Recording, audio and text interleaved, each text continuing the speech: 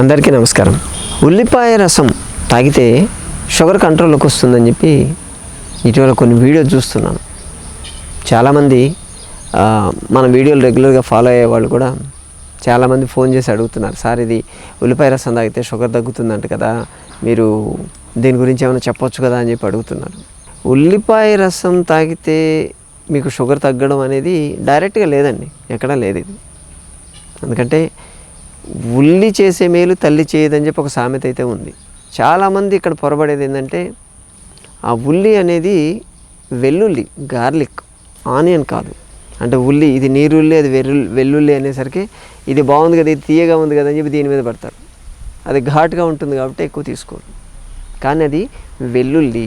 ఈ ఉల్లి కూడా డైరెక్ట్గా వెళ్ళి ప్యాంక్రియాస్ని స్టిమ్యులేట్ చేయడాలు, లేకపోతే అక్కడ ఉన్నటువంటి బీటా లాంగర్హార్ సెల్స్ నుంచి ఇన్సులిన్ సెక్రెట్ చేయడాలు, లేకపోతే ఇన్సులిన్ రెసిస్టెన్స్ తగ్గించడాలు, వీటిలో ఏది చేయదు అది.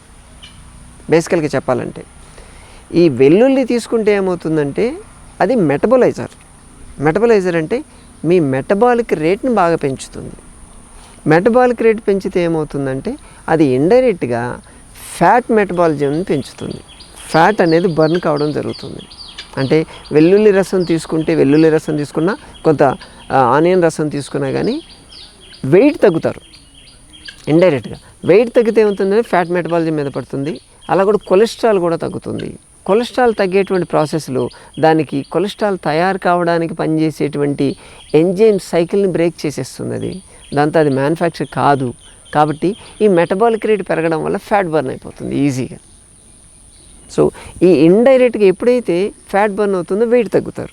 వెయిట్ తగ్గితే మన ప్యాంక్రియాస్ నుంచి సెక్రెట్ అయ్యేటువంటి ఇన్సులిన్ ఎంతైతే సెక్రెట్ అవుతుందో అంతే సరిపోతుంది. ప్లస్ ఇన్సులిన్ అబ్జర్వ్ చేసుకునేటువంటి కెపాసిటీ బాడీకి పెరుగుతుంది. ఇవన్నీ ఎలా జరుగుతాయంటే వెయిట్ తగ్గడం వల్ల ఇన్సులిన్ రిసెప్టార్స్ కవర్ అయి ఉంటాయి. అంటే ఇన్సులిన్ రిసెప్టార్స్ని పైన ఫ్యాట్ కవర్ చేసి ఉంటుంది. ఎప్పుడైతే ఫ్యాట్ బర్న్ అవుతుందో ఇన్సులిన్ తీసుకునేటువంటి కెపాసిటీ సెల్స్కి పెరుగుతుంది. దాంతో అది యూటిలైజ్ అయ్యి ఉన్నటువంటి షుగర్ని తగ్గిస్తుంది. ఈ విధంగా ఇండైరెక్ట్గా పనిచేస్తుందే తప్ప కేవలం ఉల్లిపాయలు తీసుకుంటే ఇది తగ్గదు. ఉల్లిపాయలు తీసుకుని దీన్ని తీసుకుందాము, ట్యాబ్లెట్లు మానేద్దామంటే కాదు.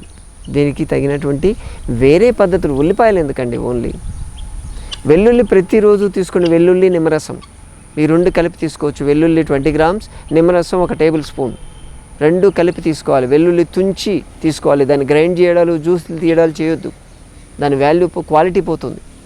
డైరెక్ట్గా దాన్ని తీసుకోవడం వల్ల మీకు షుగర్ మీద కొంచెం ఎఫెక్ట్ ఉంటుంది, కొలెస్ట్రాల్ మీద కూడా ఎఫెక్ట్ ఉంటుంది, ఫ్యాట్ కూడా బాగా తగ్గుతారు. అలాగే కాకరకాయ బాగా పనిచేస్తుంది ఒక విధంగా చెప్పాలంటే. ఎందుకంటే దాంట్లో వైటమిన్ సి ఉంటుంది కాబట్టి మీరు కాకరకాయ తీసుకోవచ్చు. ఎక్కడైతే మీరు ఉల్లిపాయ రసం తీసుకుంటారో దాని బదులు కాకరకాయ జ్యూస్ తాగండి, రిజల్ట్ ప్రాపర్ ఉంటుంది, బాగా వస్తుంది దాంతో. కాకపోతే పచ్చి ఉల్లిపాయ తీసుకోవడం వల్ల అంటే బెనిఫిట్స్ లేవని నేను అన్నాను. బెనిఫిట్స్ ఖచ్చితంగా ఉన్నాయి. ఉల్లిపాయ తీసుకుంటే పచ్చి ఉల్లిపాయ కనీసం రోజుకు ఒక 50 grams పచ్చి ఉల్లిపాయ తినండి. కూరలోను, పచ్చళ్ళలోను, లేకపోతే మజ్జిగలోను మీరు పచ్చి ఉల్లిపాయ తిని మజ్జిగ చారు పెట్టుకుంటారు. దాంట్లో ఉల్లిపాయలు కట్ చేసి వేస్తుంటారు చూసారా, అలా. లేకపోతే ఏదైనా చపాతీ కానీ రొట్టె కానీ తినేటప్పుడు ఉల్లిపాయలు కట్ చేసి నిమ్మకాయ పిండి తీసుకుంటూ ఉంటారు. ఇలా తీసుకుంటే అది హెచ్డిఎల్ కొలెస్ట్రాల్ లెవెల్స్ని పెంచుతుంది మన బాడీలో. ఏదైతే గుడ్ కొలెస్ట్రాల్ అని మనం అంటామో ఆ హెచ్డిఎల్ కొలెస్ట్రాల్ లెవెల్స్ పెంచేటువంటి కెపాసిటీ దీనికి ఉంది. అంతేకాని ఇది తీసుకున్నంత మాత్రాన షుగర్ కంట్రోల్లోకి వస్తుందని కాదు. కాబట్టి మిత్రులారా, చాలామంది చాలా వర్షన్స్ చెప్తూ ఉంటారు.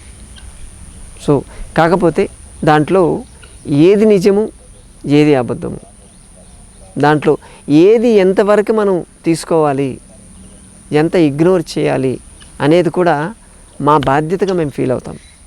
వచ్చేటువంటి అంటే ఇప్పుడు చాలామంది ఏవో చెప్తుంటారు, కానీ వాళ్ళలో బేసిక్ నాలెడ్జ్ లేని వాళ్ళు కూడా చాలామంది ఉంటారు. సైంటిఫిక్ నాలెడ్జ్ దాని గురించినటువంటి చదివిన వాళ్ళు కూడా చాలా తక్కువ మంది ఉంటారు. చెప్పేవాళ్ళు 100 మందిలో చెప్తే 70-80 మంది మామూలుగా మాట్లాడే వాళ్ళే ఉంటారు. ఒక మెడికల్ ప్రొఫెషన్ నుంచి వచ్చిన వాళ్ళు అయితే వచ్చిందాన్ని ప్రతిదాన్ని అనలైజ్ చేస్తారు. ఈ అనలైజ్ మీరు చేయలేరు కాబట్టి ఆ అనలైజ్ బాధ్యత మేము తీసుకుంటాం. మా సంజీవిని ప్రకృతి చికిత్సాలయం ధ్యేయం కూడా ఇదే. ఉన్న అపోహలు తొలగించాలి, వచ్చినటువంటి ఎటువంటిది వచ్చినా దాంట్లో ఎంతవరకు నిజము, మనల్ని ఫాలో అయ్యేవాళ్ళు దీన్ని ఎంతవరకు తీసుకోవాలి అనే ఉద్దేశంతో మేము ఇటువంటి వీడియోస్ కూడా చేస్తూ ఉంటాం. తప్పకుండా మీరు ఫాలో కాండి, వీటిని బ్లైండ్గా ఏది ఫాలో కావద్దు. ఈయన ఎంతోమంది చాలా వీడియోస్ మంచిగా చెప్పారు కాబట్టి ఇది కూడా మంచిదే ఉంటుందని అలా కప్పదాటు వ్యవహారం అయితే చేయొద్దు. ఖచ్చితంగా మీరు ఒకరికి 10 మందిని కలుసుకొని దాన్ని అనలైజ్ చేసిన తర్వాతే దాన్ని ఉపయోగించడం మొదలుపెట్టండి. మీ బాడీ మీద ప్రయోగం చేస్తున్నారు, మీ బాడీ ఒక ల్యాబొరేటరీ కాబట్టి ఆ ప్రయోగాలు చేసేటప్పుడు జాగ్రత్తలు ఉండాలి, ఖచ్చితంగా జాగ్రత్తలు తీసుకోవాల్సి ఉంటుంది. కాబట్టి మిత్రులారా, దీని గురించిన ఎటువంటి సందేహాలు ఏదైనా ఉంటే మాకు మీరు ఫోన్ చేయొచ్చు, అలాగే మెసేజ్ కూడా పెట్టొచ్చు. ఇటువంటి సందేహాలు ముఖాముఖి మనం మాట్లాడుకుందామంటే శని ఆదివారాల్లో హైదరాబాద్ చిలుకూరు బాలాజీ టెంపుల్ దగ్గర ఉండే మా సంజీవిని ప్రకృతి ఆశ్రమానికి రండి. ఇటువంటి మనం డిస్కస్ చేసుకోవచ్చు. మీకు తెలిసిన 10 మందికి చెప్పండి. మరోసారి మరొక వీడియోతో మళ్ళీ కలుసుకుందాం. నమస్తే.